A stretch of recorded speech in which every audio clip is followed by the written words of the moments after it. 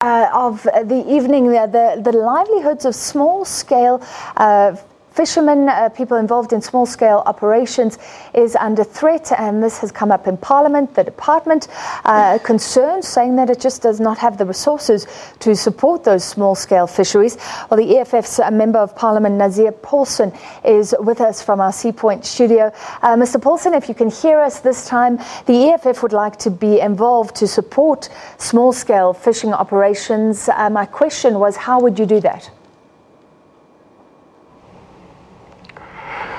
Firstly, Francis, we believe that, and there's evidence that there are 600,000 fishers, males and females, who have made fishing a living, and we believe that it is 600,000 families that are affected by this.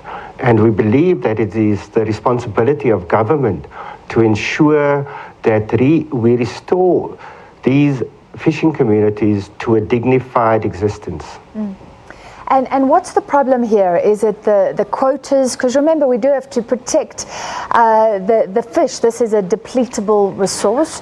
Is it the quotas or the rights? I saw claims that rights are being hogged by commercial operations. What's the problem? Francis, the problem has been coming on for a long time. Our marine resources have been depleted by commercial fishers. It is not the small-scale fishers, the subsistence fishers, that have been depleting our resources. All they do is they go and fish to survive, and the corporate fishers are the ones that have been depleting our resources. And despite all of that, the Department of Agriculture, Forestry and Fisheries has allocated long-term fishing rights to between 18 medium or large corporate companies. And the problem here as well is many of these companies are multinationals. So what happens? Any profits made in the industry are taken offshore. All right, so you should take some of their rights to fish away and give those to the small-scale operations. Is that what you're saying? I think what government should do is either drastically reduce the rights to these corporates, or place a moratorium on fishing allocation to corporate companies, so that we can start restoring our fish resources, our fishing stocks, and allow the subsistence and small-scale fishers to actually make a living for themselves and their families. The Portfolio Committee on Agriculture, Forestry and Fisheries in Parliament seems to want to help. It says it would like to provide a mechanism for the transfer of rights from commercial to small-scale fisheries. So do you believe that Parliament is behind this, that there could be some positive change for the smaller fishermen and women?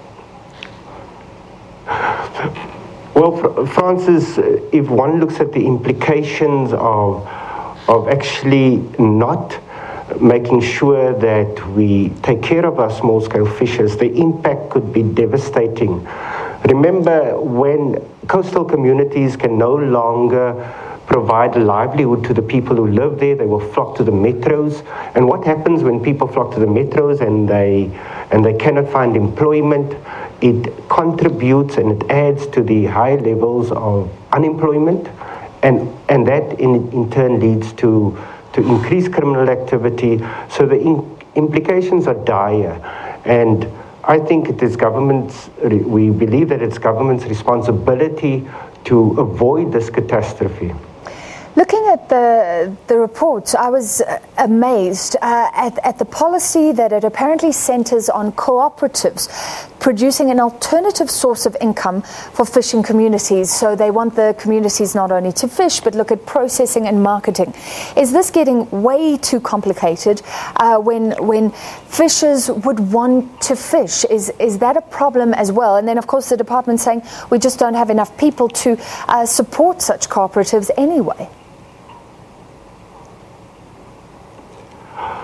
Francis, the problem with cooperatives, it's going to require some sophistication. Small-scale fishers may not have the necessary skills to run a cooperative, the organizational, the management skills to run a cooperative. You must remember, when we speak about fishing communities, we're speaking about very marginalized communities who may not have had access to the education to run cooperatives. So already it is doomed for failure. I think government, or we believe that government should take the lead and participate in the economy, especially in the oceans economy, that they should provide those skills until they've transferred those skills to fishing communities to actually run cooperatives. Finally, Mr. Paulsen, if you say 600,000 people could be affected, that's a staggering amount. Is there a solution here where we can help people save their livelihood, but make sure that we don't deplete our fishing resources either? Do you believe that that balance can be found?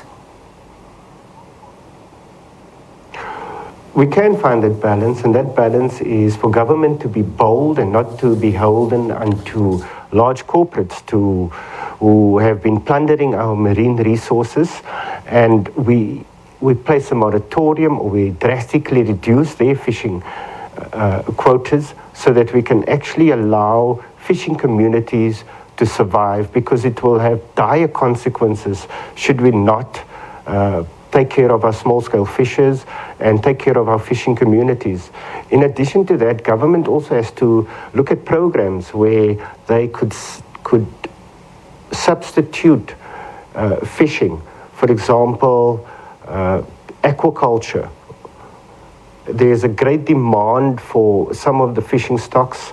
In China alone, the demand for abalone is 300,000 tons of abalone, and abalone internationally sells for $80, which roughly translates into 1,400 Rand per kilogram.